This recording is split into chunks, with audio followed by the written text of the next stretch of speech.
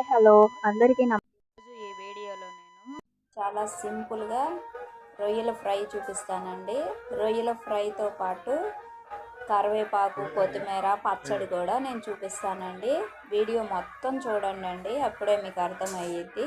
అలాగే లైక్ చేయండి, షేర్ చేయండి, సబ్స్క్రైబ్ చేయండి మా ఛానల్ని, కామెంట్ ఇవ్వండి. సరేనా friends? So first of all మనము కరివేపాకు పచ్చడికి నేను ఎప్పుడు ఏం చేస్తానంటే, మార్కెట్ నుంచి మనం కూరగాయలు తెచ్చుకున్నప్పుడు ఫ్రిడ్జ్లో అంతకుముందు ఉన్న కరివేపాకు ఉంటుంది కదండి, అంతకుముందు ఉన్న కరివేపాకు కొద్దిగా ముదిరినట్లు ఉంటుంది కదండి, కొద్దిగా మిగిలిద్ది కదా మనం కూరగాయలు తెచ్చుకున్నప్పుడు. ఆ కూరగాయలు తెచ్చుకున్నప్పుడు లేత కరివేపాకు కూడా మనకు ఉంటుంది. సో లేత కరివేపాకు కాస్త, ముదురు కరివేపాకు కాస్త, కాస్త బాగా ఒక గుప్పెడంత కొత్తిమీర, శనక్కాయ పప్పులు, ఒక 4 టమాటాలు, ఆ పచ్చడికి సరిపోయినన్ని పచ్చిమిరపకాయలు ఇంకా బాండీలో వేసుకొని బాగా వేయించుకున్న తర్వాత, బాగా వేయించుకోండి. దానికి కొంచెం చింతపండు నానబెట్టుకోండి. ఓ 4 రెబ్బలు చాలు, అంతకన్నా ఎక్కువ అవసరం లేదు, నానబెట్టుకోండి. సో ఇలా పెట్టుకొని వీటిని కలబెట్టి బాగా వేపుకోండి. దీనిలోకి నేను కాంబినేషను రొయ్యలు ఎప్పుడు చేస్తున్నానండి. రొయ్యలు ఎప్పుడు ఏంటంటే ఊరక నంచుకోవడానికి, ఆ పచ్చడిలో నంచుకోవడానికి మాత్రమే చేస్తున్నాను. సో ఇదిగో ఇక్కడ చూస్తున్నారు కదా మీరు, ఇవి ఇలా వేపుకోవాలన్నమాట. ఈ స్టేజ్కి వచ్చేదాకా వేపుకోవాలి. ఇంకా నూనెతోనే వేగాలి తప్పితే నీళ్ళు అనేది తగలకూడదండి. ఇలా వేపుకోవడం వల్ల ఒక వారం రోజులు ఆ పచ్చడి చాలా బాగుంటుంది, పాడవకుండా ఉంటుంది. తర్వాత చిన్నులపాయ, ఉప్పు, జీలకర్ర కామన్ కదండి, అవి వేసుకొని మిక్సీకి పట్టుకోవడమేనండి. అంతేనండి, కరివేపాకు, కొత్తిమీర పచ్చడి రెడీ అయింది. అన్నీ కలుపుకొని మిక్సీకి పట్టుకోండి. రోలు ఉంటే రోట్లో నూరుకోండి. ఏమంటారు ఫ్రెండ్స్? ఈ రొయ్యలు నేను తీసుకున్న తరువాత ఉప్పు, కారం, పసుపు, కాస్త చాట్ మసాలా వేసి నేను దానిని ఫ్రిడ్జ్లో పెట్టుకుంటానండి. ఆ బాక్సులు చెప్పాను కదండి, గత వీడియోలో నేను చెప్పాను కదా, సేమ్ అలాగే ఫ్రిడ్జ్లో పెట్టుకుంటాను. సో అవి ప్యాన్లో వేసాను.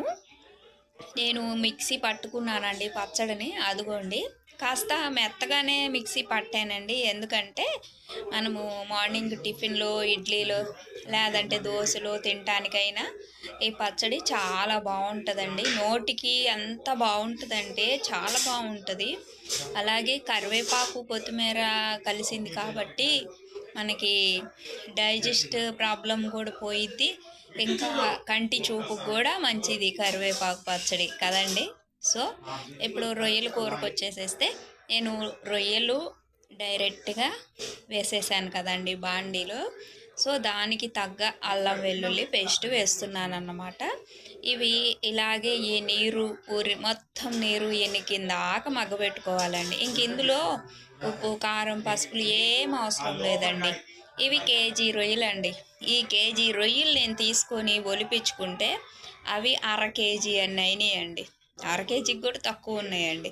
సో ఈ 1/2 కేజీ అన్ని రొయ్యలకండి 1 స్పూను ఉప్పు, సాల్ట్ ఉప్పు, 1 స్పూను కారం, ఒక పావు కొంచెం పసుపు, ఎక్కువ కాదు, 1 స్పూను చాట్ మసాలా కలిపి ఫ్రిడ్జ్లో పెట్టుకున్నాను అన్నమాట. ఇవి ఇలా బాగా ఇలా దగ్గరికి రావాలండి.